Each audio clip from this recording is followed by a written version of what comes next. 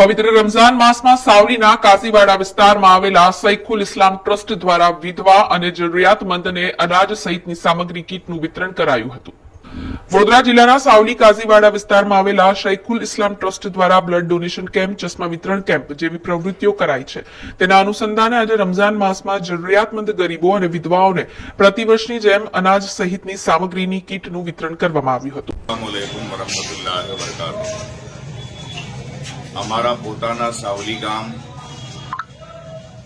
તાલુકો સાવલી જિલ્લા વડોદરામાં 2019 થી 2024 સુધી કાર્યરત સૈખુલ ઇસ્લામ ટ્રસ્ટ કે જે હુજૂર મદની મિયા સાહેબ પીછોછાવાળા મિર્જાપુર અમદાવાદ બ્રાન્ચ તેમના નેજા હેઠળ ચાલે છે। તો અમે 2019 થી 2024 સુધી અનેક કાર્યો અલ્લાહ તાલાની મખલૂકના લાભાર્થે કર્યા છે, જેવું કે ચશ્મા કેમ્પ, જેવું કે ખતના કેમ્પ, જેમ કે અનાજ વિતરણ, ઠંડીમાં શિયાળામાં કંબલ વિતરણ વગેરે વગેરે, બ્લડ ડોનેશન કેમ્પ વગેરે વગેરે કાર્યો જે મખલૂકને સમાજને લાભદાયી હોય તેવા કરતા રહીએ છીએ।